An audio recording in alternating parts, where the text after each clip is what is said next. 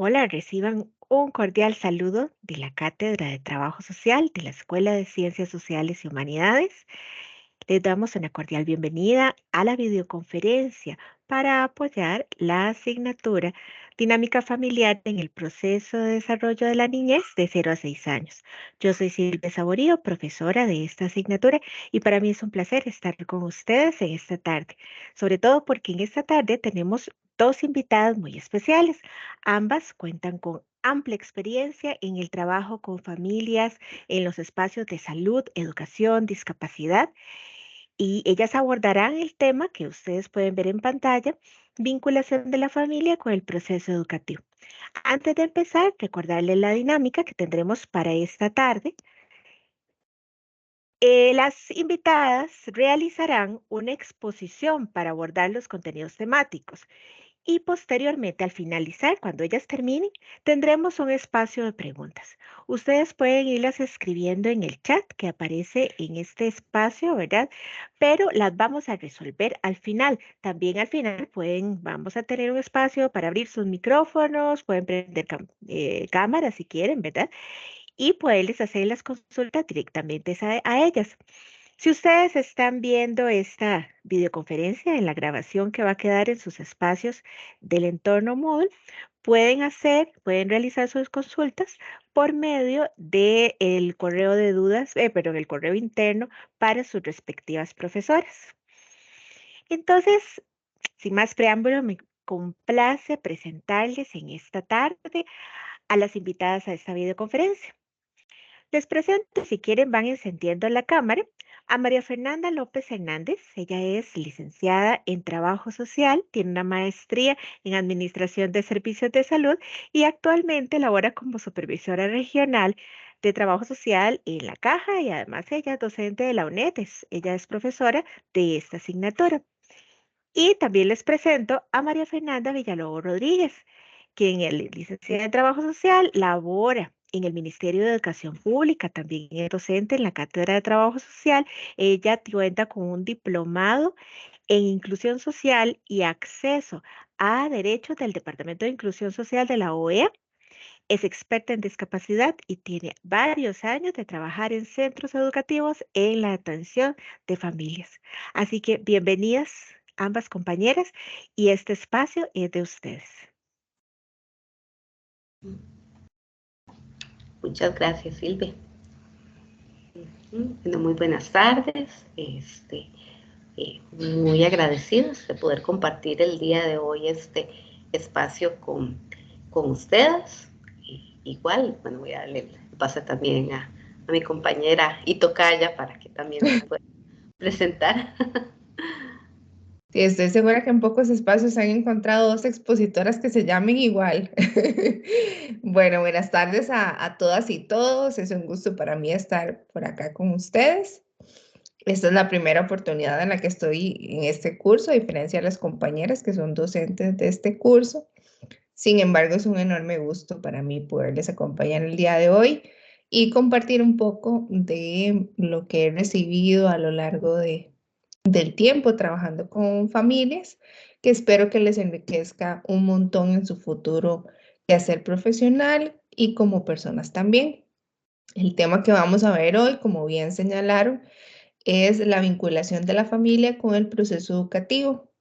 Van a ver que la familia es un elemento trascendental en el proceso educativo, puede ser un aliado, ¿verdad? Un aliado en este proceso formativo. Y también, bueno, pues si no se maneja adecuadamente, también puede entorpecer ese proceso. Entonces vamos a comentar un poco hoy sobre esas herramientas y esos elementos importantes de conocer acerca de las familias, de manera que podamos sacarle el máximo provecho a este actor social tan importante dentro de los centros educativos. Antes de empezar, les invito a que a que tomemos este acuerdo grupal, que mantengamos el respeto, la apertura a aprender y a compartir en conjunto, ¿verdad? Como bien dijo Silvia al inicio, si alguna persona pues quiere dejar encendida su cámara para que sea un espacio un poco más personal, puede hacerlo también. Apaguen sus micrófonos, eso sí, para evitarle el ruido ambiente. Pueden hacer sus preguntas, como ya dijeron, por medio del chat. O si no, al final pues habrá espacio para que puedan hacer sus comentarios y preguntas adicionales. Y una invitación a que se dispongan a aprender de este espacio, disfrutar de la sesión. Yo siempre le digo a mis estudiantes que las videoconferencias son oportunidades para ampliar los contenidos que ya tenemos en el curso. Así que ojalá que puedan disfrutar este espacio y sea de enriquecimiento para ustedes. Y bueno, ya que sacaron el chance de estar hoy aquí, que puedan aprender y sacar las dudas que tengan al respecto. Ahora, adelante, María Fernanda. Gracias, muy amable. Bueno, como lo mencionaron las compañeras al principio, pues sí, vamos a hablar un poco acerca de la relación, de ese vínculo que hay entre la familia y el centro educativo. ¿Por qué? Porque ambos son actores fundamentales y necesarios dentro del proceso de aprendizaje y se necesitan mutuamente en procura del beneficio, pues, de las personas menores de edad que están participando dentro de este proceso formativo. Y definitivamente, pues sí, la familia es aquel actor indispensable para ese proceso de aprendizaje, del cual vamos a conversar un ratito en esta tarde. Bueno, en primera instancia vamos a hacer un poco de alusión a las transformaciones que han tenido las familias a lo largo principalmente del último ciclo, por decirlo de alguna manera, ¿verdad? Vamos a ver un poco conceptos y hechos de la realidad que han generado estas transformaciones en la familia.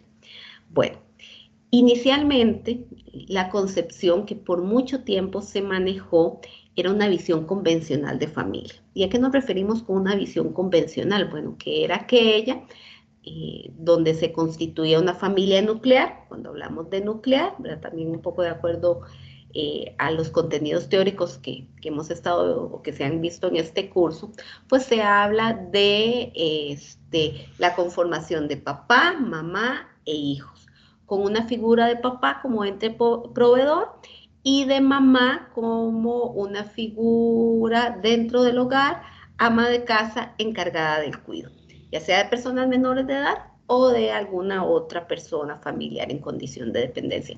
Esa es la concepción de familia que por muchísimo tiempo prevaleció.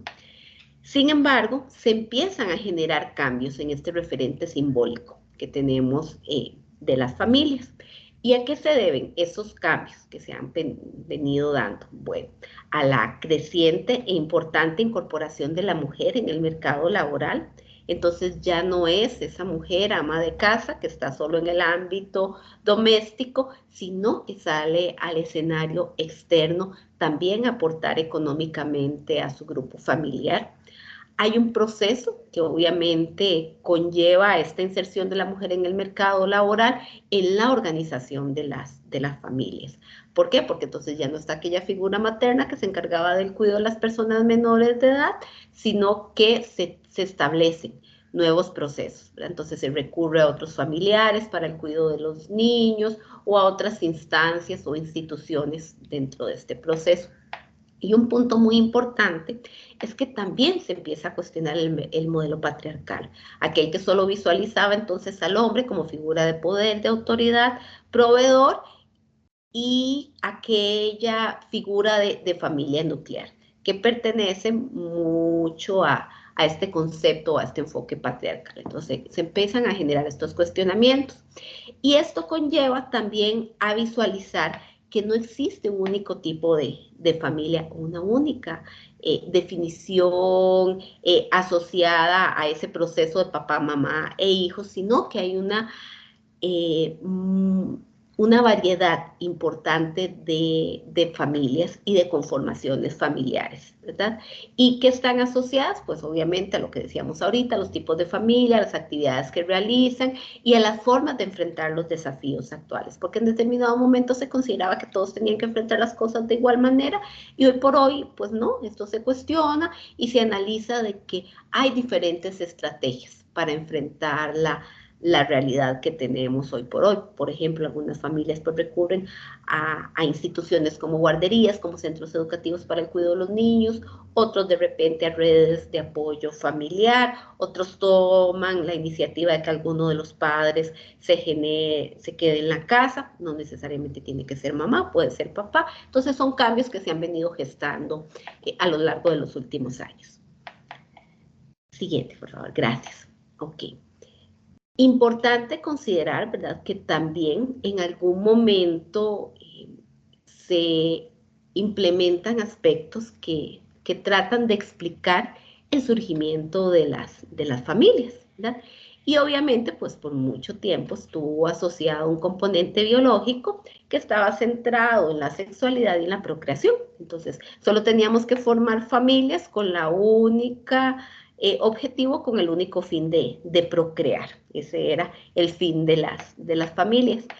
Y se partía de un concepto de sexualidad regulado meramente por la familia y políticas estatales, públicas, orientadas a que esa era la función de las familias y por ende había dentro de esto inmerso un proceso del patriarcado asociado al control del cuerpo de las mujeres. Entonces, ¿por qué? Porque la función de las mujeres era única y exclusivamente la de procrear. Y pues también la familia visualizada como ese ente que procreaba y que asumía procesos económicos. Okay. Es importante el cuestionamiento que se ha dado de la definición de familia que por mucho tiempo prevaleció, que es esta de las cuales he venido conversando. Y también pues establecer que en muchos momentos la familia es visualizada como aquella institución social, central, organización genérica, en la cual existen diferentes relaciones de poder, de jerarquía y de valores, que cumplía con funciones económicas, socializadoras e ideológicas. Recordemos que el principal ente transmisor, ejemplo del patriarcado, ha sido la familia, ¿verdad? Y que ello pues también tiene un aspecto importante en la constitución de la identidad de género y en los elementos subjetivos y simbólicos de sus integrantes. Entonces, en los últimos años, producto de movimientos feministas principalmente, pues se viene a generar un cuestionamiento a estas prácticas tradicionales y por ende a buscar una transformación de carácter estructural de este concepto de familia. Se visualizaba también la familia como aquella instancia de mediación entre el individuo, bueno, la palabra individuo no me gusta mucho, pero bueno, la teoría las utiliza en varios momentos, y la sociedad. Entonces era como ese enlace entre uno y otros, entre esa relación macrosocial a nivel de sociedad y microsocial de la unidad de la familia, y que habían cambios de manera recíproca, que todavía se continúan dando, sí, todavía obviamente hay una relación recíproca, sin embargo con una concepción diferente. Y eso es parte pues también de los cambios importantes que se han gestado o generado en los últimos años. La familia no podemos obviar de que ha constituido y sigue constituyéndose, como una institución socializadora, ¿verdad? ¿Por qué socializadora? Bueno, porque se le indica a sus miembros, y principalmente cuando son niños o niñas, cuando están pequeños, bueno, qué se debe hacer, qué no se debe hacer, cómo debemos actuar, qué debemos expresar. También la visualización del papá, la mamá, como ejemplo y como los primeros docentes que tienen un papel importante dentro del hogar. También las tareas que se establecían de acuerdo al género, que por mucho tiempo pues estaban muy establecidas de acuerdo a los procesos patriarcales. Esto le corresponde a la mujer, esto le corresponde al hombre, pero que bueno, que han venido variando, pero que sí por mucho tiempo tuvieron esa vinculación de la mujer dentro del rol doméstico. Y también pues el papel que se le designaba a las hijas en el cuidado de del papá, de los hermanos, producto de esta misma relación patriarcal y de esa transmisión generacional y familiar que por mucho tiempo se dio de esos procesos esperados. El trabajo de los hijos fuera del hogar, al igual que sus padres, con esa visualización del hombre como figura proveedora. Y también pues se visualiza la familia como aquel ente que incide en la calidad de vida de las personas y que determina la forma de ver la vida y de conducirse en ella. Por eso es tan importante el replanteamiento que se hace de las familias, porque permite tener una visión de mundo diferente a la que por mucho tiempo se mantuvo y donde se permeaban situaciones no favorables, por ejemplo, contextos de violencia, y que en la actualidad pues se busca que haya una ruptura de estas situaciones. Estos cambios o estas transformaciones de las familias, como lo hemos venido viendo, pues sí tienen diferentes contextos o diferentes procesos que también han implicado los cambios que se están gestando. Uno tiene que ver con la reducción del tamaño de las familias. Recordemos que hace mucho tiempo no, hace unos 30, 40 años, pues lo normal era ver familias numerosas, de 5, 7, 8 y a veces hasta 10 hijos. Hoy por hoy, pues no, ya esto es diferente, ya vemos familias pequeñas, ya casi que ahorita tener 2 hijos es multitud, entonces pues sí, vemos una reducción en ese sentido. También hay una creciente inestabilidad en cuanto a lo que tiene que ver con las relaciones familiares, y tenemos más divorcios, mayores separaciones. Antes pues era aquel dicho de que se casaban para toda la vida, pasara lo que pasara y aguantara lo que tuviera que aguantar, como dicen popularmente, ¿verdad? Ya hoy por hoy no, ya no hay una concepción en ese sentido. Si la persona no se siente a gusto, si no está bien, pues simplemente se toma la decisión de que mejor cada quien asuma procesos de vida diferentes. También hay un incremento en las relaciones premaritales y también en cuanto a que no se formaliza legalmente el matrimonio, sino que muchos quieren vivir en unión libre, en unión de hecho. El aumento significativo en la que ambos padres, ambos cónyuges, son diferentes miembros de la familia, trabajan. Otro aspecto importante es las integraciones multifamiliares, ¿verdad? Que se insertan dentro de la dinámica familiar o dentro de la composición familiar, pues abuelos, tíos, primos, hermanos. Hay diferentes estrategias también, bueno, en muchos casos mediadas por situaciones económicas complejas, y bueno, son estrategias que se establecen para la sobrevivencia. Y arreglos vinculados en la crianza de hijos e hijas, pues también vinculados en muchos momentos por esos escenarios de separación, de divorcios. Entonces pues sí se implementan modificaciones que quizás hace 40 o 50 años atrás no se veían.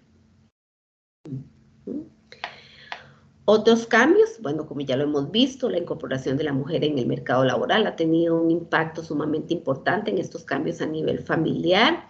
A nivel demográfico, pues lo que veíamos, la reducción de las familias, que obviamente está vinculada con la reducción de la fecundidad, el aumento de la esperanza de vida. Este es otro aspecto importante, ¿verdad? Recordemos que hoy por hoy tenemos una esperanza alta de vida en los hombres, si mal no recuerdo, andan entre 76 y 78 años, y en las mujeres por encima de los 80, somos de los países con una mayor esperanza de vida. La concentración del ciclo reproductivo en las primeras etapas de la unión conyugal, ¿verdad? Aunque esto también hoy por hoy está teniendo ciertos cambios. La tecnología, que también ha venido a generar cambios importantes dentro de los procesos de la familia. Los aspectos sociopolíticos que tienen que ver pues con todos los servicios de cuidado y de educación, que hoy por hoy son fundamentales y trascendentales cuando los diferentes miembros de la familia pues están insertos en el mercado laboral y no se cuenta con esos recursos de apoyo, o se toma la decisión de que es preferible que el niño o la niña esté en una institución. Entonces, bueno, es parte también de los cambios que el Estado ha implementado. Y pues a nivel sexual, todo lo que tiene que ver pues concepción y manejo diferente de la sexualidad y de los métodos anticonceptivos, que obviamente tienen una influencia directa entre estos cambios que presentan las familias. Hablar un poco, ¿verdad? Dentro de las nuevas estructuras que tenemos de las familias, la ruptura de ese concepto de familia tradicional, ¿verdad? Nuclear, que sí se sigue dando, sí, claro, todavía siguen existiendo familias nucleares conformadas por papá, mamá e hijos, pero no es la única. Y no es tampoco la que se visualiza como válida, sino que hoy por hoy tenemos todo este abanico tan amplio. Aquí pues se les están señalando algunas, pero sí hay una variedad amplia de conceptos de familia según la estructura. Entonces hablamos la unipersonal, que es, como su palabra lo dice, conformada por una persona, las extensas, que son aquellas con la incorporación de otros miembros como abuelos, tíos, las compuestas, que son aquellas parejas que quizás se separaron, se divorciaron y conformaron una nueva relación, y las monoparentales, que son donde se vive solo con una de las dos figuras, llámese papá o mamá o alguna figura que represente ese rol parental.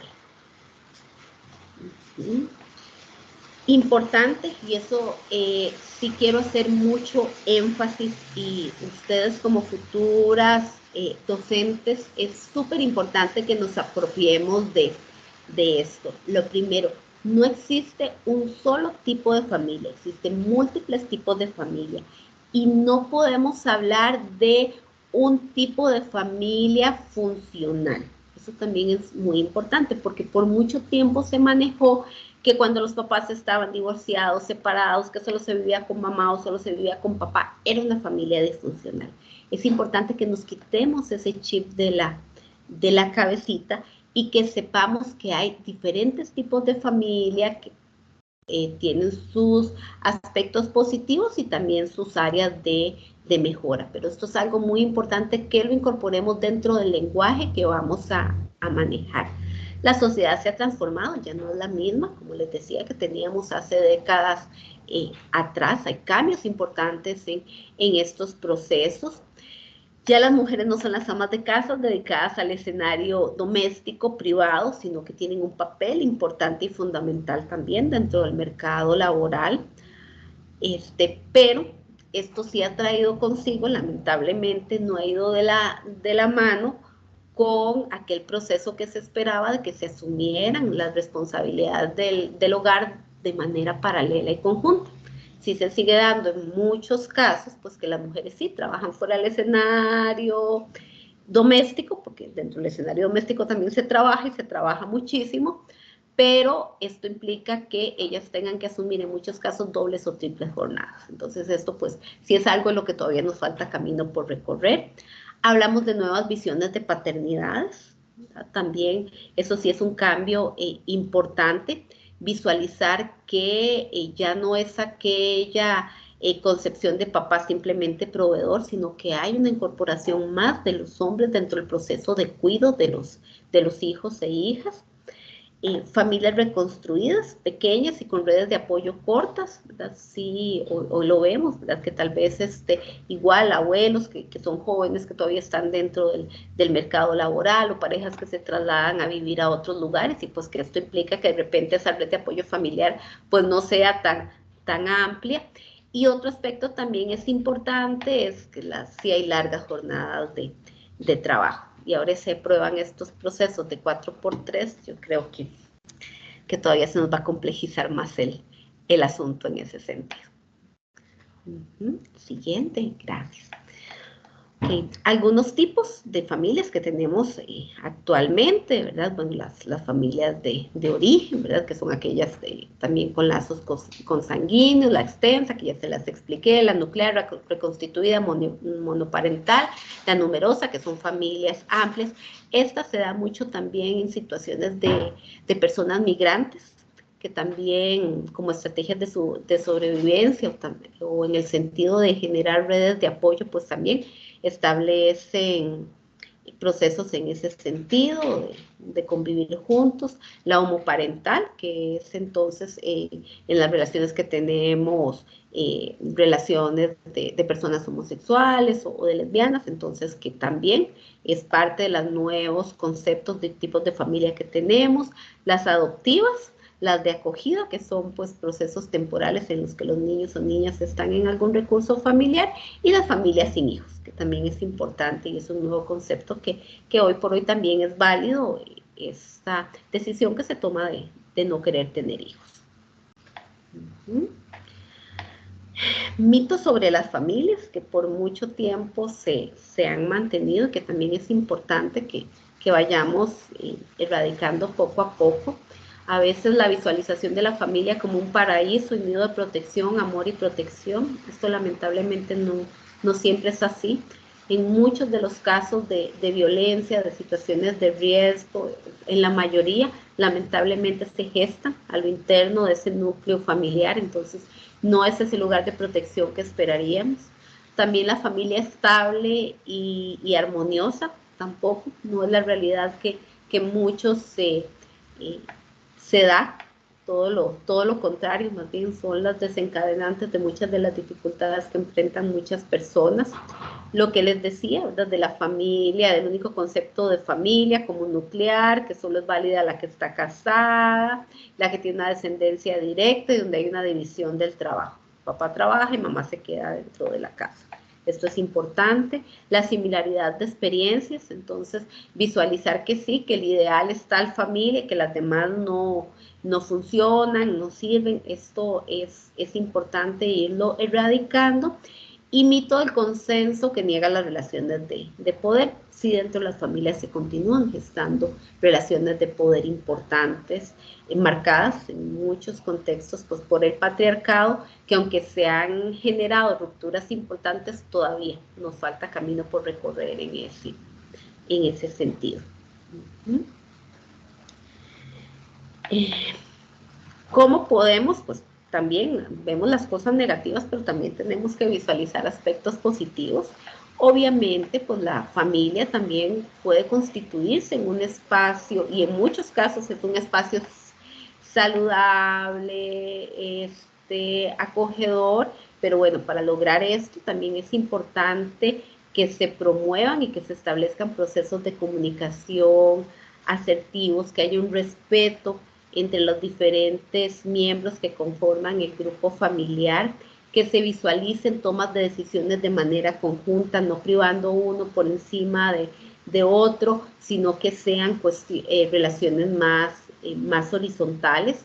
También una búsqueda de solución de problemas y de resolución de conflictos de manera más armoniosa, y obviamente esto pues lo podemos lograr mediante los procesos de comunicación y en donde prive un respeto a la interacción y la autonomía personal, que esto también es parte fundamental de esos procesos si queremos dinámicas familiares más estables. No existe una dinámica familiar perfecta, no existe una familia perfecta, ninguno de nosotros tiene una familia perfecta, pero sí se puede visualizar la búsqueda de alternativas para que esto pues sea lo más favorable posible. Importante la inclusión de nuevos términos desde la visualización de las familias diversas y desde las identidades, la ciudadanía y los derechos. ¿A qué nos referimos con esto? Bueno, tenemos que manejar diferentes conceptos en la actualidad.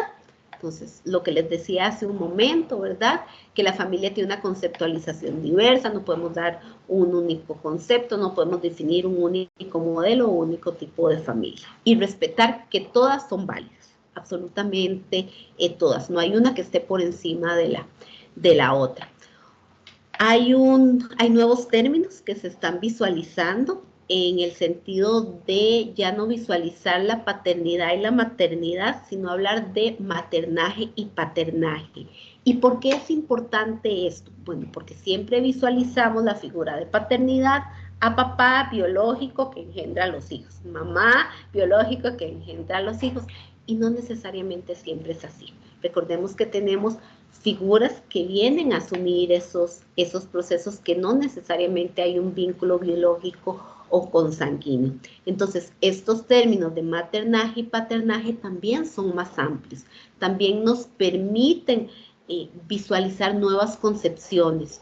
en el sentido de que otras figuras pueden asumir estos procesos y que no necesariamente mamá tiene que ser asociada a una figura femenina, sino que también puede ser visualizada desde una figura masculina que también asuma este proceso. Entonces, sí son términos más amplios que en la actualidad se están tratando de utilizar.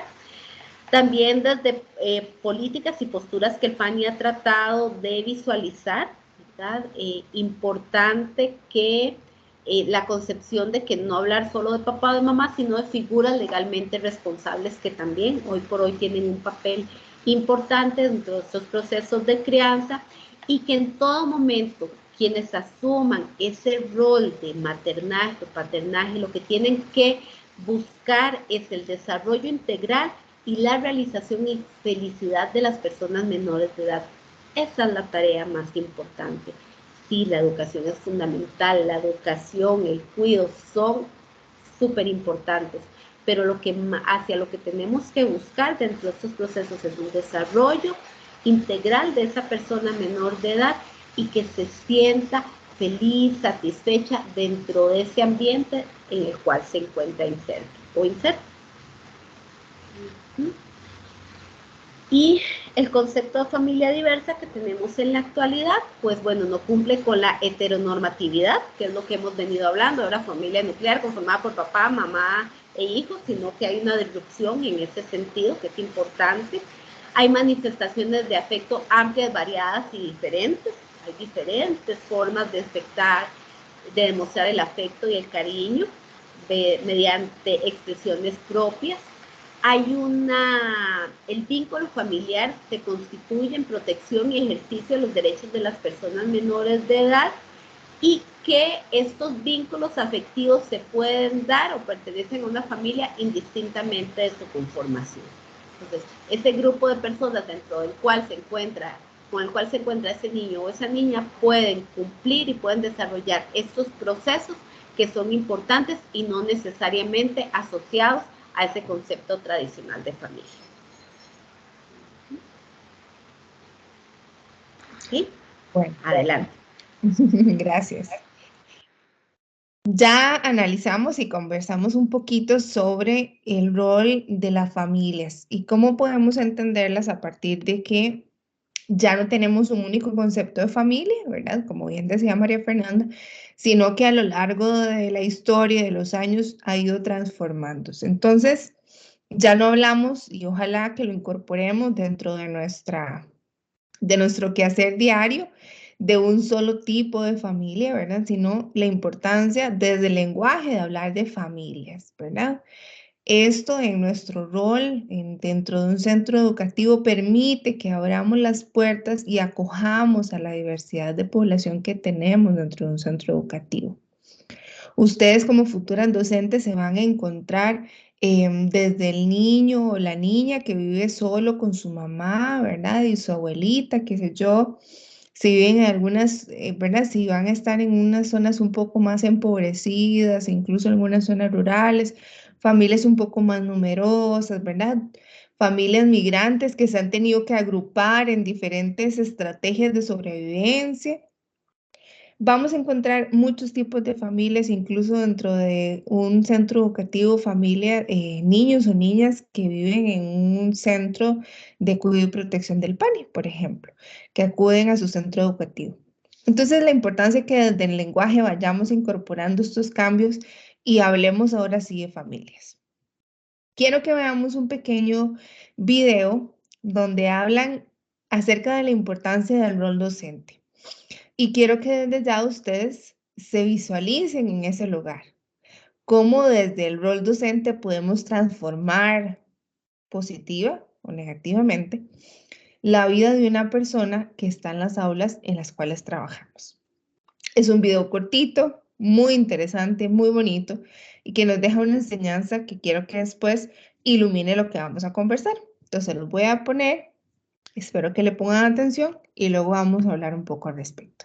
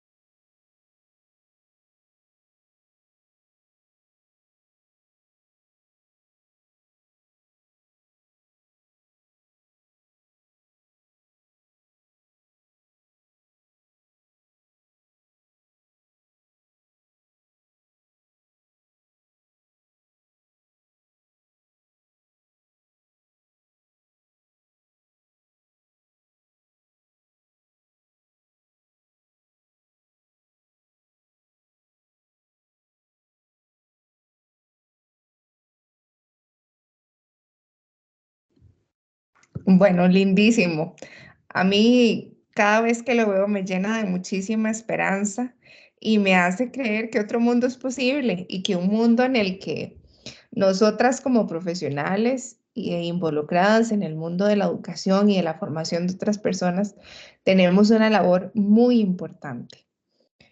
Yo rescato de este pequeño video palabras tan importantes dentro del rol docente como potenciar y una frase muy bonita que repite el expositor varias veces y es que en todo ser humano hay grandeza, en todo ser humano hay potencial. Lo primero en lo que quiero hacer hincapié cuando hablemos del rol docente es que recordemos la importancia de nuestro trabajo, la importancia de lo que hacemos en el día a día y de esta profesión tan maravillosa que es la educación. Yo me imagino que cada una de ustedes ha llegado a esta profesión, a esta carrera, por diferentes caminos. Me imagino que por afinidades e intereses y ojalá que logren unir todos esos intereses y habilidades para dar de sí lo mejor que puedan en este rol docente. Con respecto a las familias, es muy fácil desde nuestro rol etiquetar, ¿verdad? Esa es una familia disfuncional. Esa es una familia que no sirve. O ese es un niño revoltoso, una niña rebelde, vagabunda.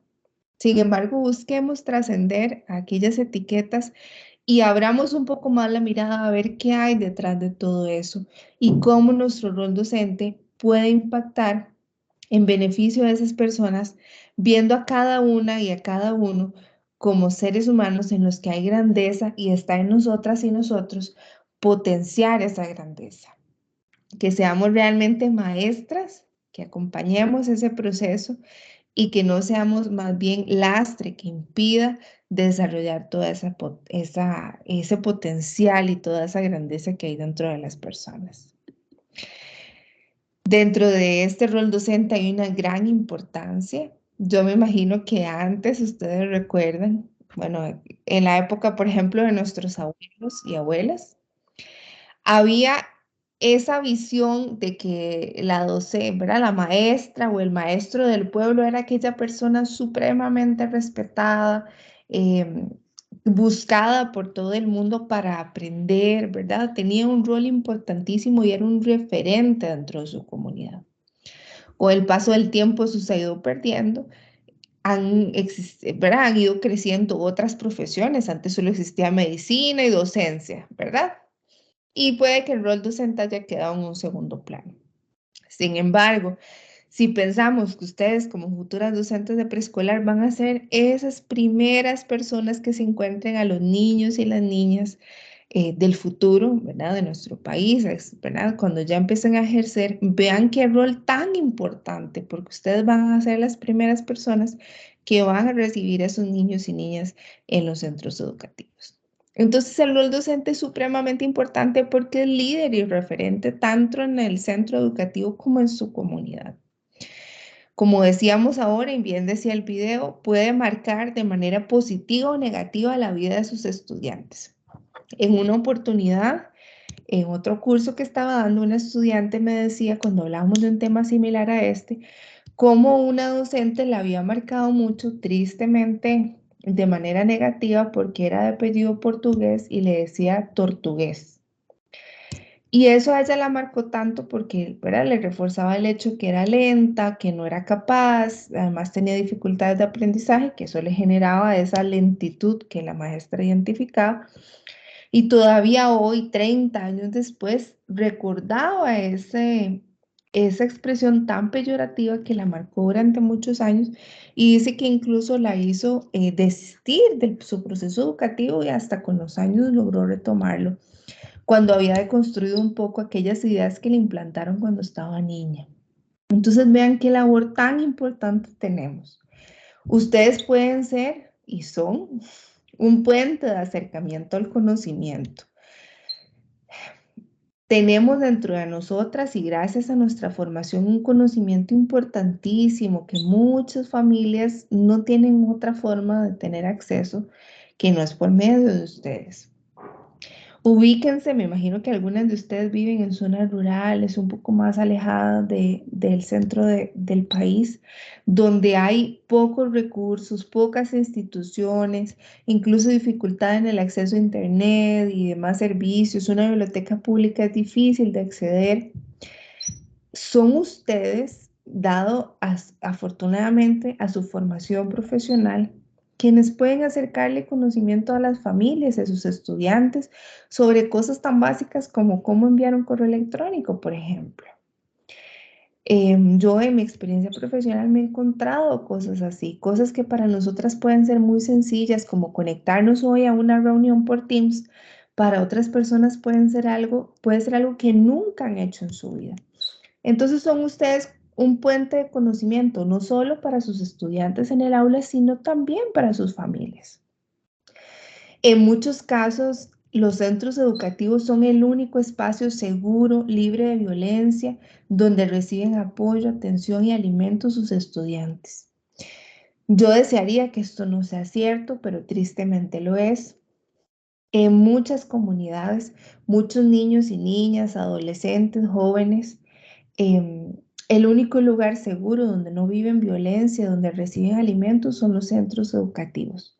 Recuerdan, por ejemplo, que durante la pandemia, una gran cantidad de niños y niñas acudían a los centros educativos a recibir sus alimentos a pesar de los cierres que había, porque esa era su única comida durante el día. Y por eso es tan importante su rol. Yo quisiera recalcar que ustedes, como futuras docentes de preescolar, son ese primer rostro cálido y amoroso, ojalá que se va a encontrar esos niños y niñas. Son una puerta de entrada al centro educativo y son un elemento fundamental para identificar, y bien lo puede explicar María Fernanda, que ha trabajado en centros de salud. Son elementos indispensables para reconocer situaciones de violencia, dificultades de aprendizaje, ¿verdad?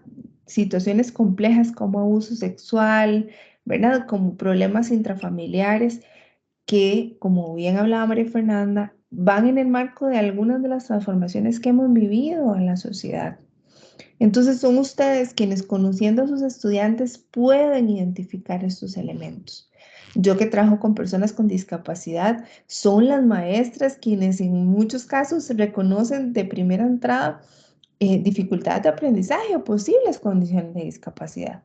Porque las mamás o los papás, las familias en general, a veces no tienen el conocimiento, no han prestado atención a estos elementos dentro de su dinámica familiar, ¿verdad? En la que pasan poco tiempo con sus hijos e hijas. Y son ustedes con ese conocimiento especializado quienes le pueden decir, mamá, yo creo que en Juan hay algo diferente. Deberíamos buscar ayuda para diagnosticar algo, ¿verdad? Darle algunas luces a esas familias. Y son ustedes uno de los canales más importantes para escuchar a esos niños y a esas niñas que en su sencillez, en su, ¿verdad? Inocencia pueden llegarnos a contar información valiosísima como situaciones de violencia dentro de su casa. Y ustedes sin duda aportan a la construcción de la vida de una persona. Desde esos primeros años de educación, recibimos las bases de lo que va a llegar a ser todo nuestro proceso formativo. Y ahí en esas bases que ustedes colocan, puede desarrollarse un proceso que llega hasta la universidad como hoy ustedes están aquí. Un pedagogo por excelencia, no sé si lo han escuchado, espero que sí, fue Paulo Freire. Y quise recuperar para ustedes una frase muy importante que me parece que ilumina muy claramente este rol docente. Paulo Freire, pedagogo de la diversidad, de la inclusión, del aprendizaje, ¿verdad? Y ese aprendizaje respetuoso y consciente, decía, mientras enseño, continúo buscando, indagando. Enseño porque busco, porque indagué, porque indago y me indago. Investigo para comprobar, comprobando intervengo, interviniendo educo y me educo. Investigo para conocer lo que aún no conozco y comunicar o anunciar la novedad. ¿A qué voy con esto? Puede que nosotras hayamos crecido con aquellas concepciones de familias que ahora María Fernanda decía que ya hemos ido afortunadamente dejando atrás. Y transformándonos nosotras también, investigando, cuestionándonos a nosotras mismas y nuestras creencias, tratando de transformarnos a nosotras mismas, seguimos aportando de una mejor manera a todos estos niños y niñas que en algún momento nos toparemos en nuestras aulas. Entonces, que nuestra labor docente no se termine cuando terminemos la universidad, que siempre busquemos la oportunidad de seguir indagando, de seguir buscando, de seguir aprendiendo, de seguir innovando, para que todo eso se transforme en mejoras en nuestro rol docente y en la calidad de formación que recibe nuestro estudiantado. Como les decía al inicio, el trabajo con las familias es una labor indispensable. Tristemente, las familias pueden ser también, ¿verdad?, un obstáculo en el desarrollo del proceso educativo. Entonces, vamos a hablar de cómo realizar ese trabajo con las familias, que a veces es un poco complejo, pero que no podemos obviar, ¿verdad? Como, ay, me voy a concentrar en mis estudiantes y no me va a importar sus familias, porque la vida de nuestros estudiantes depende también de lo que suceda en sus familias.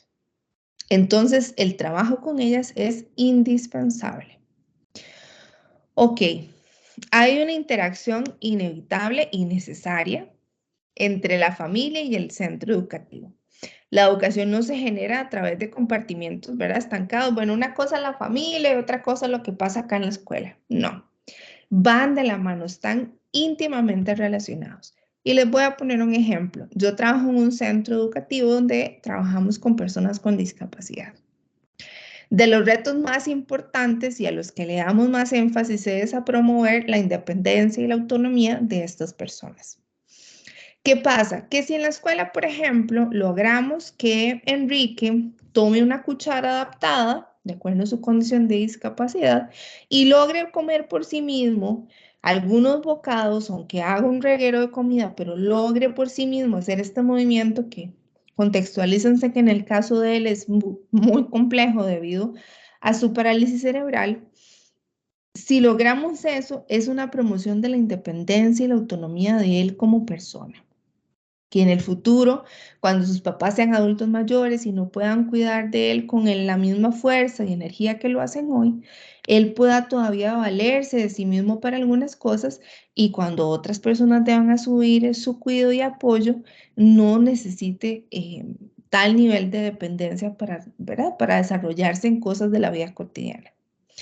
Pero ¿qué pasa si en la escuela logramos, después de mucho esfuerzo, ¿verdad?, que Enrique tome la cuchara y haga este movimiento, ¿verdad?, tan complejo para él y que le implica tanto esfuerzo, pero lo logra hacer y en casa le dan cucharadas su mamá o su papá o quien esté con él más rápidamente, ¿verdad?, para agilizar el proceso y no perder tanto tiempo. Bueno, ¿qué pasa? Que perdemos el trabajo que se hizo en la escuela, que tenía objetivos claros de independencia y autonomía. Entonces, la educación no tiene un compartimento escuela, un compartimento casa. Esto está relacionado, ¿ok? ¿Qué pasa si, por ejemplo, no sé, en una escuela regular le estamos enseñando las tablas a los niños y las niñas y bueno, 2 por 2, 4, ¿verdad? Y las van interiorizando, memorizando y asumiendo.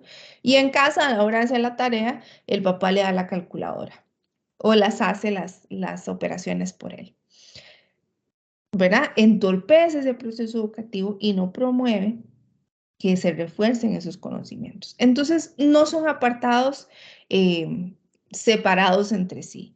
Se necesita, para que haya una buena interacción entre familia y centro educativo, canales de comunicación y una acción coordinada para que los niños y las niñas se desarrollen intelectual, emocional y socialmente de la mejor forma.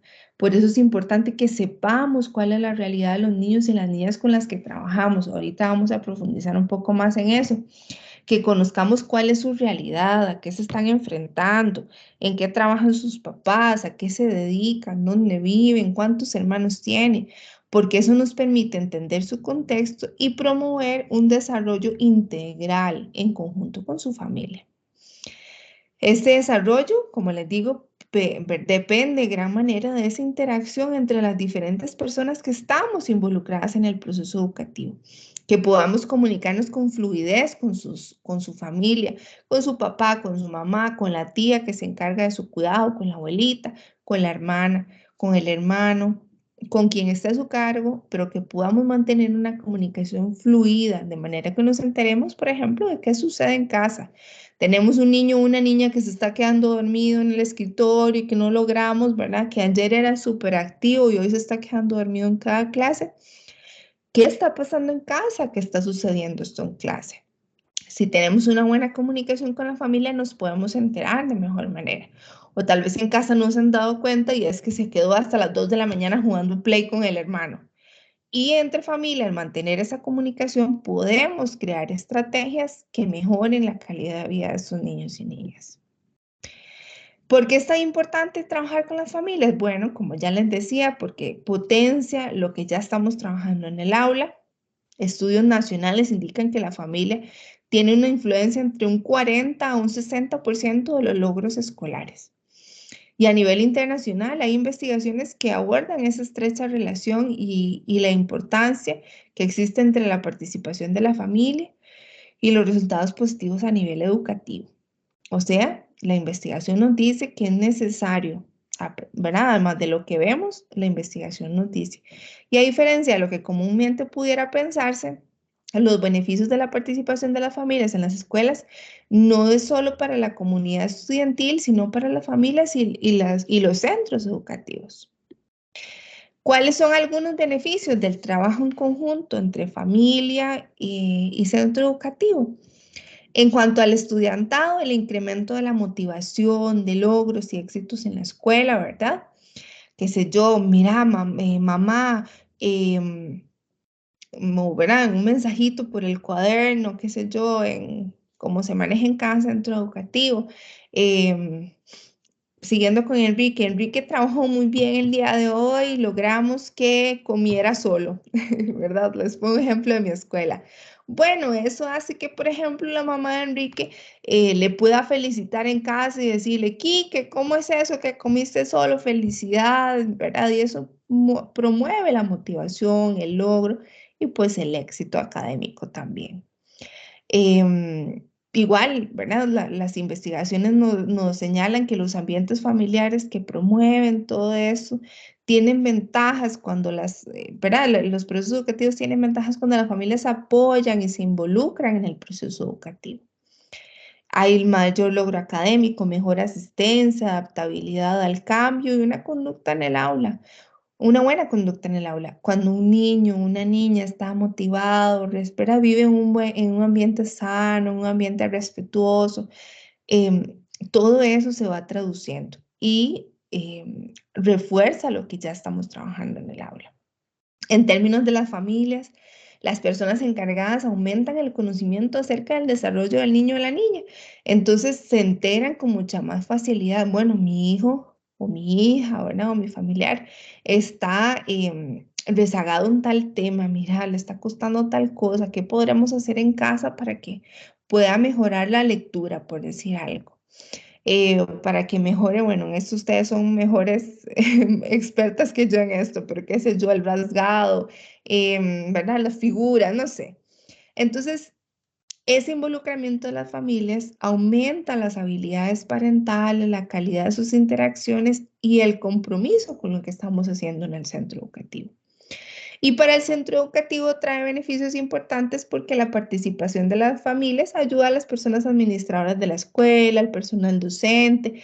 Las familias se involucran, por ejemplo, en actividades, qué sé yo, en ventas, en organización de paseos, de, ¿verdad? Salidas pedagógicas, qué sé yo. Tenemos familias más involucradas. Tenemos familias más involucradas en cosas tan sencillas, pero que en un centro educativo cuestan tanto como ir a dejar y recoger a sus hijos o hijas a tiempo el centro educativo. Eso es un tema que sucede muchísimo, pero que cuando conocemos la realidad de esas familias o tienen mayor involucramiento, ven la importancia de llegar a tiempo o, por ejemplo, de no ausentarse, de que los niños y las niñas continúen su proceso formativo sin estarse ausentando. cuando es por una cosa de falta de compromiso, ¿verdad? O de falta de reconocimiento de la importancia de la labor educativa. Algunas prácticas posibles de participación de las familias que contribuyen al aprendizaje de los niños y las niñas, bueno, puede ser, por ejemplo, incentivar a la familia a construir condiciones en el hogar que favorezcan el aprendizaje, como les hablaba ahora, y su comportamiento en el centro educativo. Se les pueden dar pequeñas tareas para que hagan en casa en conjunto, ¿verdad? Que involucren a los papás y a las mamás cuando su realidad se los permite, de manera que, ¿verdad? Se involucren y conozcan. A veces hay actividades que se pueden hacer dentro del centro educativo, como em, charlas para las familias, una actividad para el Día de la Madre, qué sé yo, o una actividad para, ¿verdad? Del Día de las Familias, festivales deportivos, festivales del arte, muchas actividades que pueden atraer a las familias al centro educativo y que se involucren en ese proceso formativo. Que no vean cómo, bueno, esta es la escuela de mi hijo o mi hija, ¿verdad? Mi familiar, voy, lo deposito ahí y en un rato lo recojo y bueno, qué dicha, se resolvió. Sino que se den cuenta que la participación en el proceso educativo es indispensable. El centro educativo puede ayudar a las familias a desarrollar conocimiento y habilidades, como les contaba ahora, para entender a los niños y las niñas en cada nivel. Entonces, brindarles capacitación a las familias. Ahora tuve la experiencia de escuchar un proceso formativo para unas familias que están haciendo la transición de 6º grado a 7º año de colegio. Entonces, el taller se llamaba como Van para el colegio, ¿ahora qué hacemos? ¿Verdad? Y eran familias que era su primera experiencia de transición entre escuela y colegio. Entonces, vean qué bonito, todas las oportunidades de acompañamiento. Podemos darle acompañamiento a las familias, por ejemplo, en este proceso de empezar a escribir, de empezar a leer, ya en niños y niñas un poco más grandes, cuando las niñas tienen su menstruación. O sea, hay muchos procesos que dentro de los centros educativos podemos acompañar y que es importante que brindemos esa capacitación, ese acompañamiento y esa entrega de información oportuna que tal vez en otro lugar no puedan recibir. Comunicar a las familias los avances, como les comentaba ahora, de los niños y las niñas, de manera que sepan qué están haciendo, en qué han avanzado, en qué tienen dificultades, puedan hacer, ¿verdad?, seguimiento. En esto, una recomendación es que lo hagan de acuerdo a la realidad de su centro educativo. Ya les digo, por ejemplo, en pandemia, cuando tuvimos que recurrir a estas herramientas virtuales, en mi centro educativo muchas mamás son de escasos recursos y tienen una escolaridad muy baja, dificultad para acceder a herramientas tecnológicas como estas y nunca se han expuesto a algo como, ¿verdad? Como Zoom, Teams, Skype y todas estas herramientas.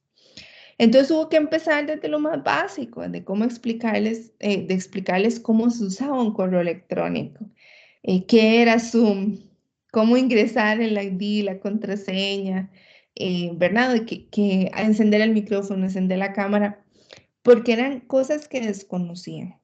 Ya les digo, puede ser que en su centro educativo no haya posibilidad ni siquiera de esto y la mejor manera de comunicarse con sus familias sea por medio del cuaderno de recados. O sea, por medio de una llamada telefónica, porque las familias de sus estudiantes no saben leer y escribir, porque eso también sucede.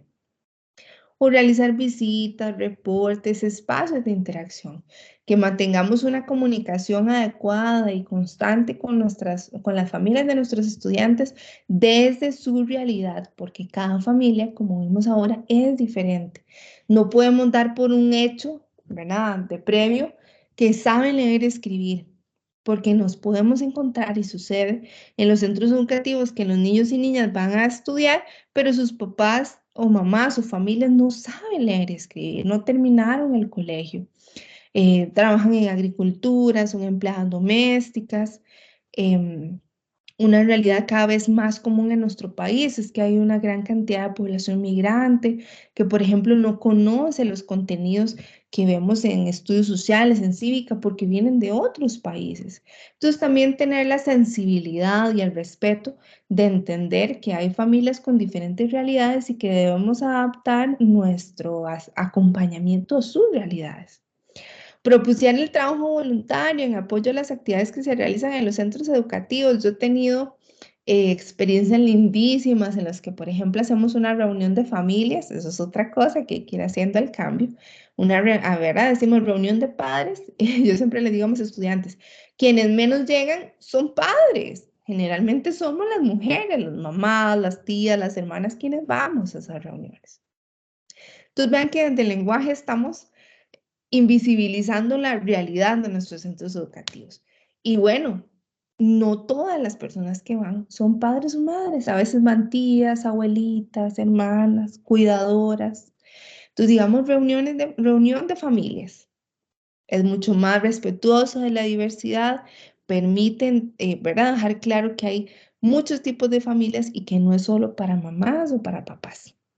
Entonces, yo me he encontrado, por ejemplo, que a veces hacemos una reunión para familias y dentro de su sencillez, sus dificultades, alguna mamá lleva por ahí un quequito para compartir.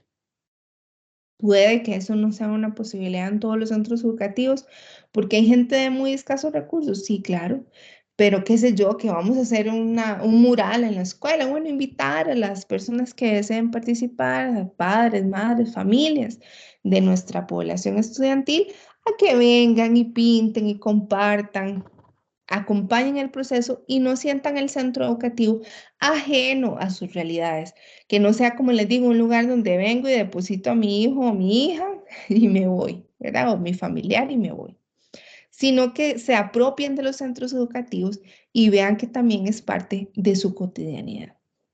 El personal docente puede pedirle y guiar a las familias, monitorear y apoyar las actividades de aprendizaje de los niños y las niñas en el hogar, ¿verdad? Como les decía, mantener esa comunicación constante. Mire, ¿cómo le fue por Enrique? Ya le gasté el nombre.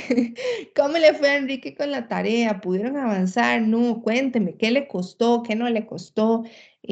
Escríbamelo en el cuaderno, cuénteme qué hicieron, ¿verdad? ¿En qué les puedo ayudar? Hay veces que los contenidos que vemos en las escuelas que puede que para nosotras sean súper sencillos, no lo sean para las familias, porque son familias sin escolaridad, como les digo, son familias donde el papá y la mamá trabajan todo el día, no está al tanto de lo que ven sus hijos e hijas. Entonces, acompañemos, estemos cerca y entendamos que hay diversidad de realidades dentro de un centro educativo. Motivar de nuevo a las familias a ser líderes a través de capacitación, en la toma de decisiones, en cómo comunicarse con otras familias. Yo aquí les recomiendo que si ustedes como docentes no tienen la formación, ¿verdad? O los conocimientos para poder dar una capacitación en ciertos temas, lo vamos a hablar ahora a continuación, pero usen el equipo interdisciplinario de sus escuelas. En las escuelas generalmente por lo menos tienen una persona profesional en orientación o la docente de educación especial, la bibliotecóloga, em, a veces afortunadamente tienen alguien de psicología, alguien de trabajo social, alguien de orientación, ¿verdad? Donde tienen equipos más completos. Y si dentro de su centro educativo no hay quien, bueno, echen mano sus redes comunitarias, busquen a los ATAPs de los centros de salud, a las enfermeras, al personal médico. Echen mano de las herramientas que tengan en sus comunidades para brindar incluso espacios de capacitación a las familias de sus centros educativos. Ahora sí, algunas estrategias más puntualmente para ir acercándonos a las familias. ¿Cómo podemos hacer ese enlace entre el rol docente y la familia? Bueno, estrategias como, bueno, aquí vemos unas iniciales, esas prácticas de involucramiento de las familias en la educación, que enfaticen desde el nivel preescolar en el que ustedes van a trabajar hasta ir subiendo a los niveles más avanzados, digamos, o más, em, ¿verdad? Hasta sexto grado de la escuela. Empezar desde preescolar, por eso les digo que ustedes van a tener una labor muy importante, acercando a la familia y que se den cuenta que son parte, y no solamente son parte, sino que son parte importantísima de la labor docente y de la vida del quehacer de un centro educativo. Desde esos años tempranos, promover que las familias se sientan parte de ese contexto, que se involucren, que aprendan a respetarse, apoyar mutuamente en las responsabilidades compartidas que hay entre centro educativo y familia. Luego podemos recurrir a estrategias diferenciadas, ¿verdad? De acuerdo a las necesidades de cada familia, como les decía ahora. Tener en cuenta la madurez, la edad de cada niño, cada niña, la etapa de vida en la que está. No es lo mismo un niño o una niña de preescolar a una niña o un niño que ya está en la preadolescencia, ¿verdad? También que tenemos distintas situaciones socioeconómicas. Nosotras como trabajadoras sociales somos conscientes, ¿verdad? Que hay muchas dificultades y diferencias socioeconómicas dentro de un mismo centro educativo. Entonces, que podamos, ¿verdad? Ir reconociendo, tal vez ustedes no tienen la formación que tenemos nosotras, pero podemos ver que hay dentro de nuestro grupo diversidad de posibilidades, algunas personas con más dificultad económica que otra. Entonces, que hagamos esas estrategias diferenciadas basadas en el contexto de cada familia. Otras estrategias que podemos utilizar es entender que nuestros hijos, hijas y estudiantes necesitan que nos respetemos, ¿ok?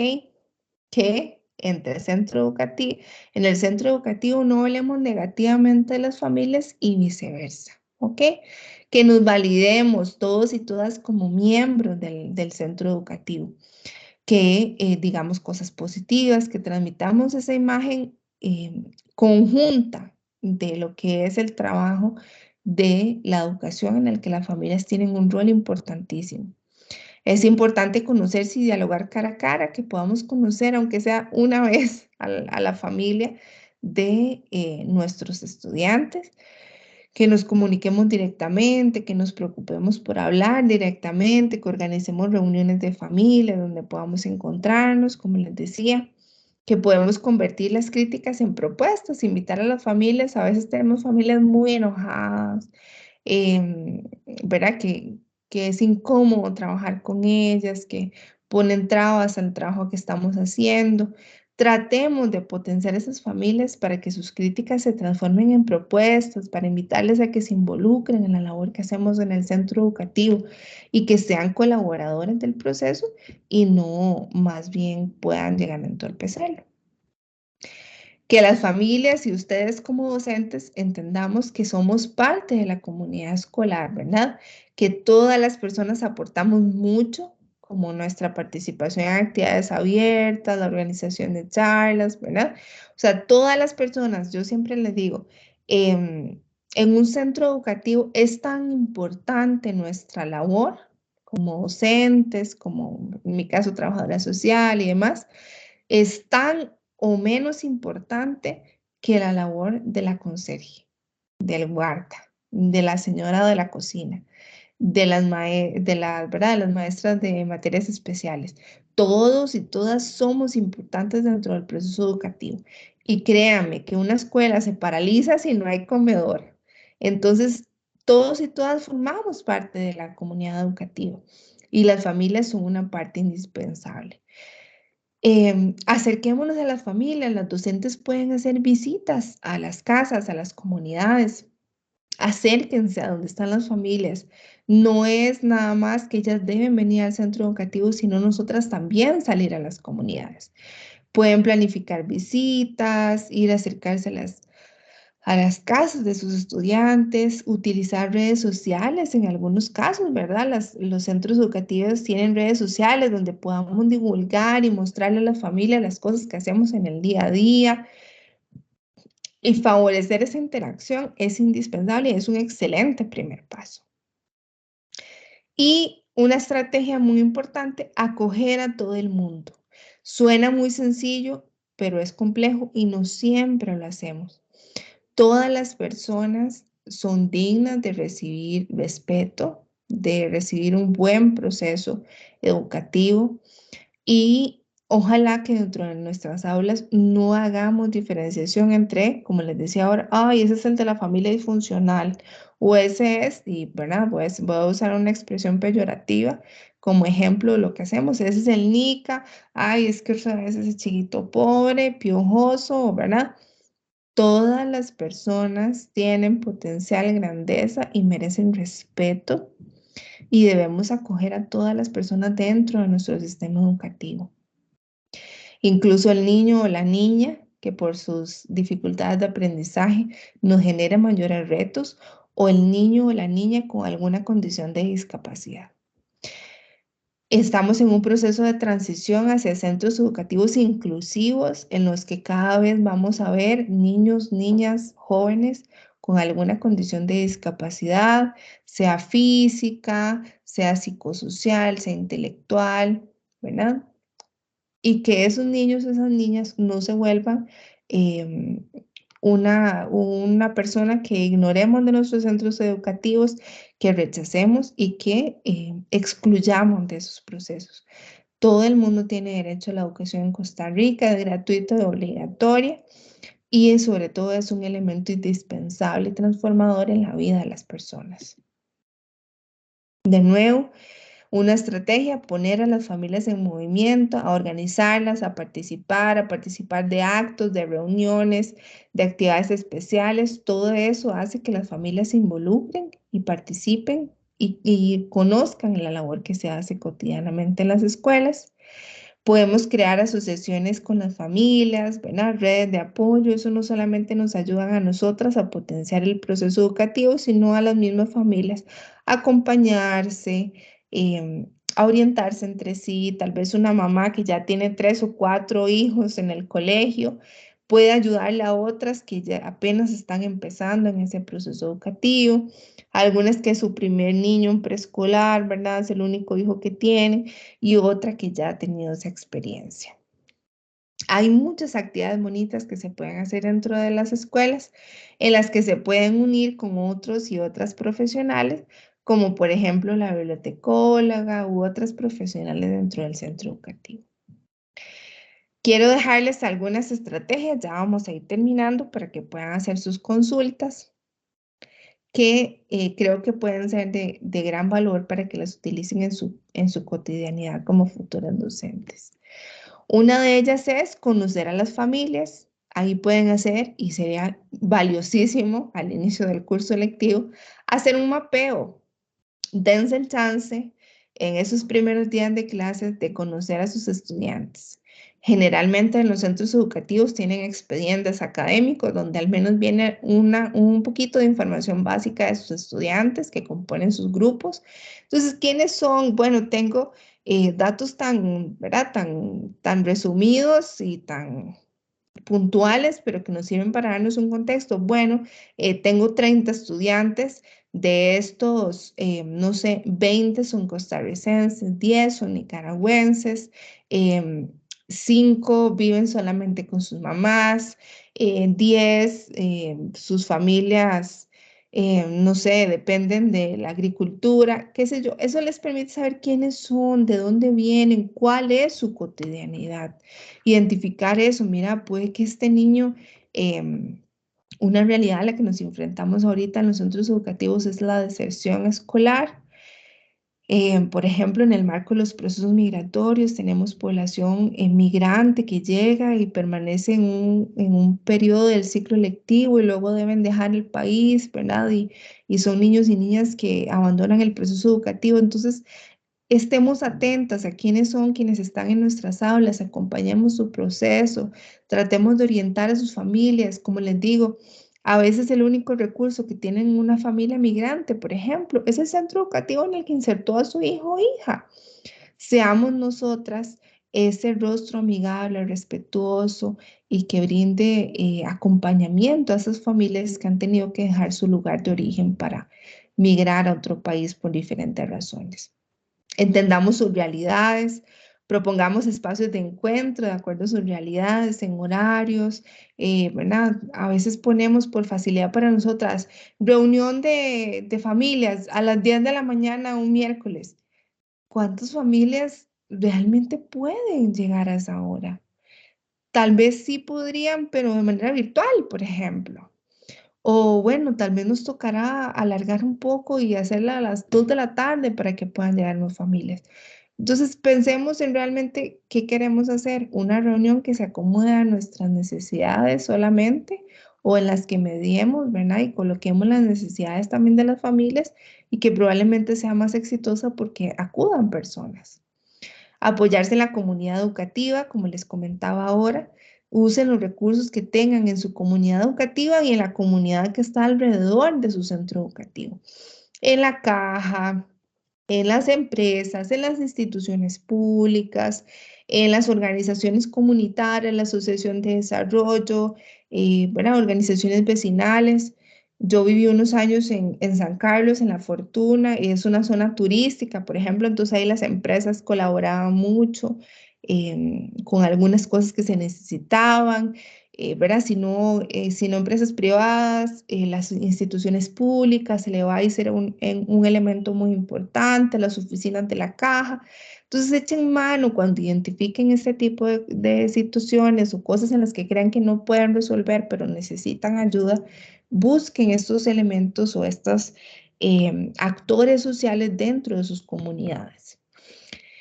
Y por último, reconocer que la familia es un ente indispensable para nuestro trabajo. Como les digo, y espero que hayan podido aprender en este espacio, las familias son un elemento indispensable para nuestro trabajo, es potenciador del trabajo que hacemos día a día, protector de los niños y las niñas, y junto a nosotras pueden hacer una herramienta importantísima para proteger a estos niños y niñas y promover su calidad de vida. Quiero de nuevo traer a colación a Paulo Freire, que decía, mi visión de la alfabetización va más allá del babe, vivo, bu, porque implica una comprensión crítica de la realidad social, política y económica en la que está el alfabetizado. Los niños y las niñas que tenemos en nuestras aulas no son solo un número más, un rostro más, un nombre más, sino que tienen todo un contexto social, político y económico que media su cotidianidad. Entonces, ojalá que podamos verlos más allá de una lista, ¿verdad? De unos niños y unas niñas sentadas en un aula, sino que podamos verles como personas con necesidades, con intereses, con preocupaciones y con realidades diversas. Y cierro con otra frase que espero que inspire su trabajo docente, su vida personal y profesional. Es de un autor latinoamericano, Eduardo Galeano, que dice, mucha gente pequeña, en lugares pequeños, haciendo cosas pequeñas, pueden cambiar el mundo. Y el rol docente, el rol de educadora de niños y niñas pequeñitos y pequeñitas como van a ser ustedes, es un rol ideal para hacer pequeñas, grandes transformaciones que puedan cambiar el mundo, un niño o una niña a la vez. Muchas gracias y abrimos el espacio para que puedan hacer sus preguntas. Así es, muchas gracias, María Fernanda y María Fernanda. Gracias por esta clase que nos han dado. Y les dejamos abierto, pueden escribir sus dudas en este momento, también pueden levantar la mano y abrir el micrófono y hacer las preguntas. Vamos a darles un momentito y tal vez quisiera ir retomando para irles tal vez dando algunos, mientras ellas van, nuestras estudiantes aquí hoy en la sala, van tratando de ordenar todas esas ideas y hacer esas preguntas. Yo quisiera retomar un par de temitas de los que dijeron. Me gustaría muchísimo porque María Fernanda López al inicio, cuando nos hablaba de todos esos cambios en las transformaciones familiares, nos hablaba, ¿verdad?, sobre el rol, los cambios que ha sufrido la mujer y sus vínculos con la familia. ¿Verdad? Nos explicaban eso, nos hablaba de esa transformación y de esos cambios en los sistemas patriarcales. Sin embargo, María Fernanda y ambas, me gustaría que habláramos porque aún hoy a la fecha parece que se culpa a la mujer de las dificultades que están teniendo niños y niñas en los procesos educativos o en los grupos familiares. De pronto se dice, es que hay una crisis en la familia, no hay nadie que responda porque la mujer salió a trabajar, porque da la impresión que a nivel de roles, ¿verdad? Los hombres tenían el rol trabajo fuera del hogar, ya, ¿verdad? Y las mujeres tenían el rol en la casa, cuidar hijos, que es un rol muy importante porque es la preparación en salud, educación, nutrición, ¿verdad? Y además asumimos, porque me incluyo, salir a trabajar. Y de pronto no asumimos o no asumieron hombres y mujeres su misma responsabilidad en el cuidado. Y a veces me parece porque lo recibo en algunos trabajos que nos presentan las estudiantes, de pronto dicen, es que la mujer tiene la culpa, es que de pronto esa mamá que llega tarde y que no trajo el trabajo del chiquito, nunca responde mensajes, es que ella tiene, ¿verdad? La tendencia que tenemos nosotras también como mujeres a seguirnos culpando porque seguimos poniendo el dedo, como decir, es que es culpa, es que es la responsabilidad de la mujer. Me gustaría que ampliáramos un poco al respecto, pensando como estas mujeres, que vamos a tener otras mujeres, ¿verdad? Mamás, en nuestros grupos de familia, mamás, abuelitas, tías, en nuestros grupos de familia. Me gustaría que ampliáramos un poco al respecto de esas responsabilidades, cuido y cómo promoverlo.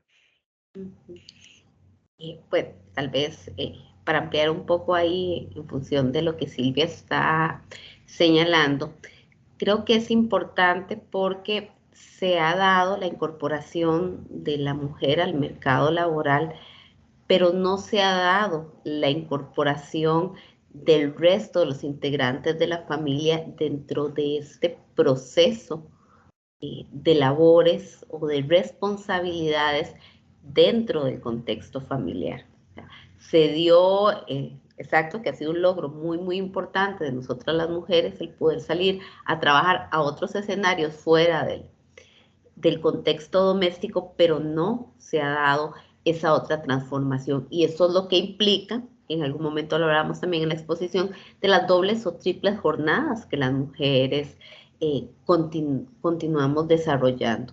Y en esa línea yo creo que también es muy importante, como Silvia lo plantea, que empecemos por los principios de sororidad entre nosotras mismas como mujeres, porque tenemos que empezar a hacer rupturas en el sentido de no culpabilizar a la mujer, a una única persona, sino que es una responsabilidad compartida. La crianza de los hijos, de las hijas, es responsabilidad de las personas que conforman ese grupo familiar.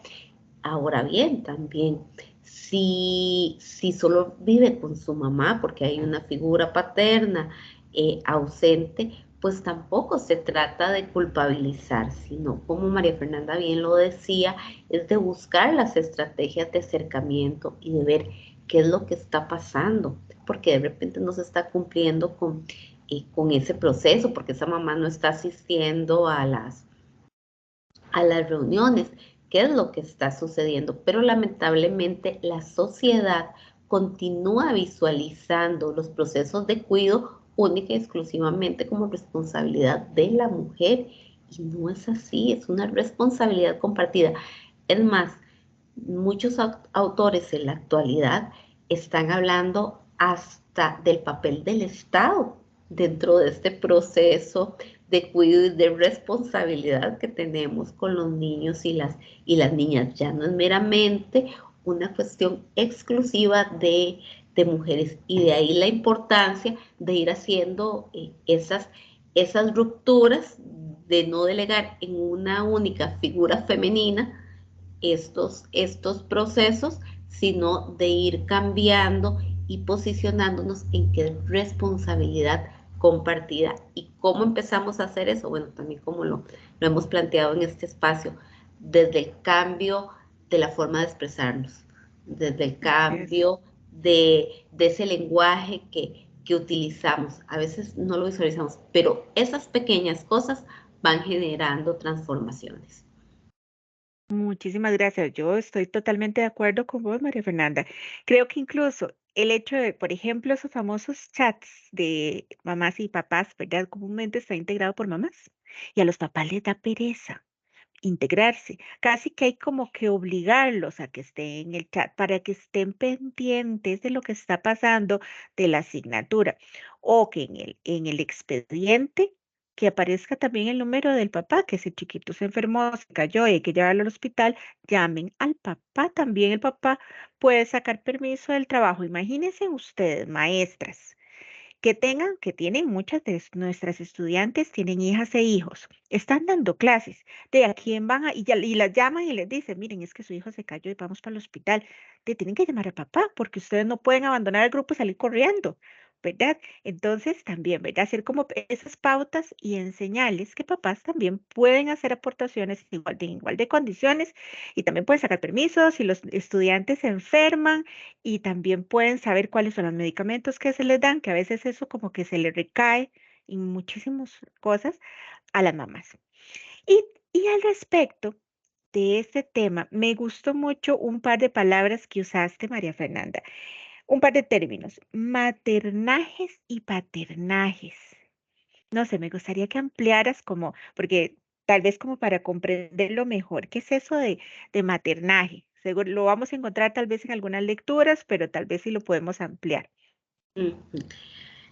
Lo que se pretende con estos nuevos términos, Silvia, es ya no visualizar el concepto de maternidad o de paternidad como lo hemos venido utilizando por muchísimos años, asociados exclusivamente a papá o mamá desde una visión biológica o consanguínea, sino que hoy por hoy hay muchas personas que no necesariamente son ese papá o mamá biológica consanguínea que asumen estos procesos de socialización, de educación, de responsabilidad para con los niños y las niñas.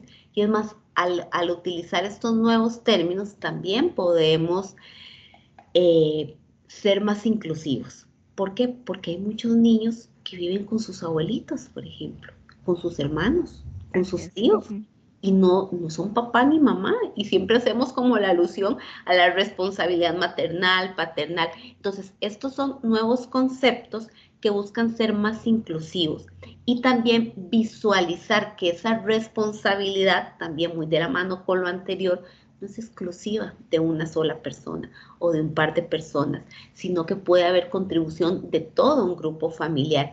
Y definitivamente lo hay, porque en muchísimos casos requerimos del apoyo de esas redes familiares, vecinales, comunales, que tenemos a nuestro alrededor y que nos colaboran y aportan dentro de estos procesos educativos que se están dando. O para ponerlo en un caso muy puntual, los niños y las niñas que se encuentran en alguna alternativa institucional, que ni siquiera hay un vínculo eh, establecido de previo. Sí se establece un vínculo en el momento en que el niño o la niña ingresa a esta alternativa, pero todos son conceptos y procesos más amplios que buscan involucrar responsabilidades de otros actores dentro de este proceso de socialización y de educación de los niños y las niñas. Y a mí en lo personal, es que me han encantado esos términos porque yo creo que también nos ayudan a hacer rupturas de muchos Ujú. procesos que hemos venido arrastrando a lo largo de muchos años. Claro, es todo lo que tiene que ver con crianza y de quienes asumen la responsabilidad sobre esos niños y niñas, ¿verdad? Que en nuestra y más en nuestra cultura costarricense y latinoamericana, hay muchas personas dentro de nuestras familias extensas que son redes de apoyo, como las abuelitas, las tías, los tíos, que también están muy involucrados. Muchos de nuestros niños y niñas pasan una buena parte del tiempo, a veces con la abuelita o con el abuelito, ¿verdad? Con esos otras familias, parte de la familia extensa. Bueno, recuerden que pueden hacer sus comentarios. Yo aquí estoy haciendo mis preguntas, pero acuérdense que ustedes también pueden hacer escribir sus dudas o abrir el micrófono, levantar la mano. De lo que nos decía María Fernanda Villalobos, em, creo que, bueno, nos dio un montón de pautas y yo creo que ya casi que les dio el proyecto de investigación listo, era un montón de estrategias que si le ponen atención, realmente ahí van a tener un montón de ideas, ¿verdad? Toda la parte del trabajo con familias, de esas prácticas positivas y al final todas esas estrategias. Pero María Fernanda nos habló algo de promover las habilidades. Bueno, primero entre los roles docentes, que me gustó mucho es el rol de orientación, de hacerle comprender a las familias cuáles son esos procesos de desarrollo y mediar entre las situaciones que a veces les comentan o que observan dentro de, de los estudiantados y cómo hacemos para podérselo hacer comprender a las familias, ¿verdad? Ya sean situaciones, digamos, específicas del desarrollo, algo que veamos, o también situaciones de violencia, algún tipo de manifestación que nosotras observemos y que decimos, bueno, ¿cómo lo vamos a poder mediar, verdad? Y nos hablabas, además de las habilidades, de cómo las habilidades parentales, entonces quería preguntarte, ¿cómo podemos promover esa habilidad parental?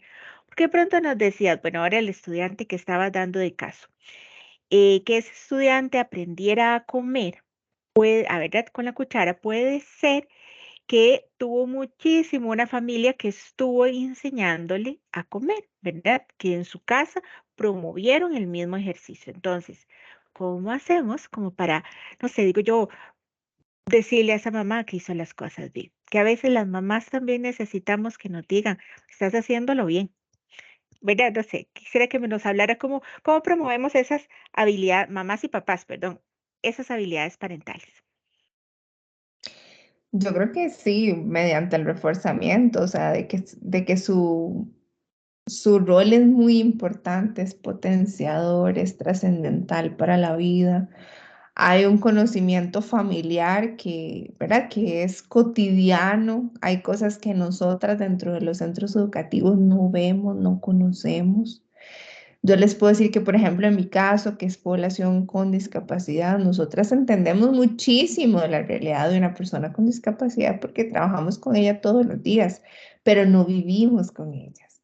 Hay una realidad que es de la familia, un aprendizaje y un conocimiento de la familia. Entonces, dándole la importancia de ese rol, ¿verdad? Aún en su sencillez, aún familias que no entienden mucho de lo que, ¿verdad? De lo que les estamos hablando, no tienen la misma formación, es su labor muy indispensable y validándoles. Yo les puedo hablar, por ejemplo, doña Nuria, que es una señora súper sencilla, con una escolaridad, yo creo que si acaso de sexto grado, y me decía, es que Adrián salió con los triglicéridos muy altos. Adrián es un muchacho de 42 años con síndrome de Down, ¿verdad? Y yo, bueno, ya Nuria, ¿qué podremos hacer, verdad? Y en la clínica me dijeron que tenía que usar aceite en spray, que tenía que tomar agua. Bueno, es una realidad que por su condición socioeconómica ya no puede acceder a esas cosas. Bueno, doña Nuria, hagamos adaptaciones, ¿verdad? Echémosle un poquito menos de aceite. No le demos 3 empanadas, sino démosle una empanada, ¿verdad? O sea, son cuestiones de la cotidianidad que no están bajo nuestro control al 100%, pero que podemos validar em, esas potencialidades que hay en casa, esas acciones cotidianas. Em, y yo creo que algo muy importante es decirles, solamente el que su hijo o hija esté acá ya es, ¿verdad? Una labor tan importante como familia, porque a veces llevar a un niño o una niña a un centro educativo implica tanto esfuerzo para una familia, económico, de logística y demás, ¿verdad?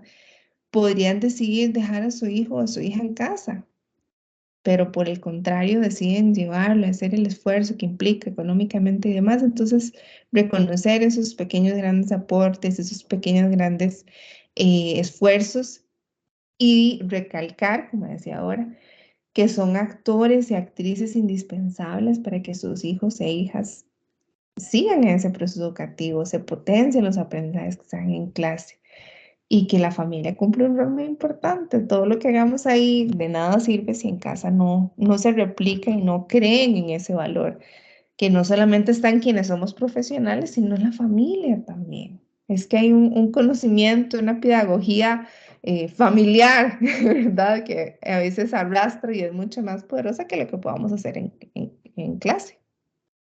Bueno, yo creo que esa complejidad de los grupos familiares bueno, van a necesitar no solo este curso, van a necesitar un montón de cursos, ¿verdad? Y seguir leyendo muchísimo. Creo que algo que nos señalaba María Fernanda, ese conocer, ¿verdad? Y ese, creo que retomen todas las herramientas que aprendieron en el curso de técnicas de diagnóstico familiar y comunal. Lo llevaron hace un año, tal vez al principio de la carrera, que les dimos, ¿verdad? Desde esta así, cátedra, una serie de herramientas para el aprendizaje, para conocer ese contexto y esas dinámicas sociales que influyen. Y ya para terminar, para realmente agradecerles el tiempo, creo que no tenemos ninguna comentario ni consulta por parte de las estudiantes presentes. Tal vez si tienen alguna duda, al fin, quienes están viendo esta videoconferencia posteriormente, pueden escribirles a sus correos de la universidad. Si tienen, digamos, alguna consulta en específico, que digan, ay, tal vez esta profesora me puede ayudar, ¿verdad? Ya algunas de nuestras estudiantes trabajan, entonces tal vez, o quieren, no sé, plantear sus proyectos de tesis, que ya muchas de ellas están prontas. Entonces voy a colocarlos aquí en el chat. Ujú. F. López, ¿verdad? @UNEDACCR y M. Villalobos R. M. Villalobos R. @uned.ac.cr. ¿Verdad? Estamos bien con los correos. Sí, exactamente. Mira, más bien, gracias a ambas por este espacio. Nos cuestiona en este momento donde hay una complejidad nacional importante a nivel económico. Estamos en tiempos convulsos realmente a nivel económico, a nivel familiar, a nivel de las instituciones. Tal vez no tenemos respuestas inmediatas como quisiéramos de nuestras instituciones, ni para nuestro estudiantado cuando hacemos referencias, ni para nosotras mismas, ¿verdad? Tal vez algunas de ustedes digan, bueno, yo estoy trabajando y no encuentro empleo como docente, estoy trabajando en otro lugar, o que ustedes digan, muy tengo no sé cuánto tiempo de estar trabajando o intentando estar en el MEPOS o interina, que eso también nos afecta, ¿verdad? Individualmente, pero que esas afectaciones individuales los podamos ver, que también nuestras familias, las de nuestros niños y nuestras niñas, también están pasando por situaciones complejas, todo el tema de la violencia, cómo podemos posicionarnos como docentes para enseñarles a nuestras chicas y chicos una cultura de paz y a las familias, porque nos contaban, ¿verdad? En los grupos, en las comunidades, se expresan en los centros educativos también la complejidad de las pandillas. Entonces, de Mm. pronto las mamás no se hablan porque son de una pandilla y son de la otra. Bueno, todo con todo eso, con toda esa complejidad estamos trabajando, ¿verdad? Son tiempos difíciles. María Fernanda decía, hay que seguir, y que nos lo decía en una frase de Pablo Freire, hay que seguir estudiando y hay que seguir investigando y hay que seguir imaginándonos otra forma de ver cómo hacemos para educar a nuestros chicos y nuestras chicas y a nuestros grupos familiares, ¿verdad? Porque sin ellos, sin mamás, papás y grupos familiares en general, realmente podemos tener a nuestros chicos y chicas ahí 8, 10, 20 horas al día, pero no vamos a seguir avanzando. Ujú. Bueno, Sí, no sé si quieren de aportar algo más. Ajá. sí, yo creo que cada tiempo tiene sus dificultades, ¿verdad? O sea, estamos en una coyuntura mundial y nacional impresionante, en la pospandemia, que también eso significa mucho, ¿verdad? Hay un rezago educativo importante. Hoy tuvimos la marcha por el presupuesto de educación, ¿verdad? O sea, hay muchos temas de por medio. Sin embargo, también tenemos muchas herramientas que en otro momento no teníamos, como la virtualidad, ¿verdad? Las redes sociales que también tienen sus cosas positivas. Entonces, podemos echar mano de otras herramientas que antes pues no teníamos y la educación también nos brinda esos otros escenarios. Y si algo creo yo que es importantísimo es que no dejemos de conocer a la población con la que trabajamos, ¿verdad? Es una invitación como trabajadora social, consciente de la importancia de lo social, ¿verdad? Del contexto de cuál vienen nuestras poblaciones. El Ministerio de Educación Pública, quien es el mayor empleador de los docentes de preescolar, ¿verdad? Y algunos centros privados, obviamente, nos mandan, nos ubican, nos nombran, ¿verdad? En cualquier lugar de Costa Rica, de un momento para otro, no precisamente en la comunidad de la cual venimos. Entonces, apropiémonos de esa comunidad donde vayamos, conozcamos quiénes son nuestra población, a qué se dedican, qué hacen, cuáles son sus retos. Como bien decía Silvia, ahora nos encontramos niños y niñas que quieren ser influencers, Ujú. youtubers, quieren futbolistas, eh, narcos también, ¿verdad? Miembros de pandillas. Entonces, conozcamos las cotidianidades y los retos a los que se enfrenta nuestra población y busquemos, pues, hacer rupturas y transformaciones dentro del espacio que tenemos, que son nuestras aulas. Y hay luchas que se han ganado y rupturas que se han hecho a lo largo de la historia de las aulas. Entonces, hay un potencial transformador ahí donde ustedes van a estar y que sea siempre una invitación para el cambio, para seguir cuestionándonos, aprendiendo y reconociendo el valor de la docencia, sin duda. Y Gracias. muchas gracias por haberme invitado a participar de este espacio. Siempre es un gusto encontrarme con estudiantes y con ustedes, colegas. Gracias. Muchas gracias, María Fernanda López. Sí, igual, agradecerles el espacio. Creo que tenemos muchos retos, todos, el colectivo, pero bueno, la vida también se trata de eso. La vida se trata de enfrentar retos, de que sí hay muchas dificultades, pero bueno, también tenemos que visualizar las oportunidades de mejora que en nuestras manos tenemos, el potenciar cambios, como bien lo decía María Fernanda, el propiciar integraciones y visualizaciones de mundo diferentes. Yo creo que ese es el mayor reto que tenemos en la actualidad. Igual, y agradecer por el espacio, por haber compartido esta noche con ustedes. Un gusto y un placer. Gracias a ambas y gracias a todas quienes observaron, perdón, nos acompañaron en esta noche y sus dudas, ya saben, en el foro de dudas, en el correo interno con cada una de sus docentes, estaremos para servirles. Gracias y hasta luego.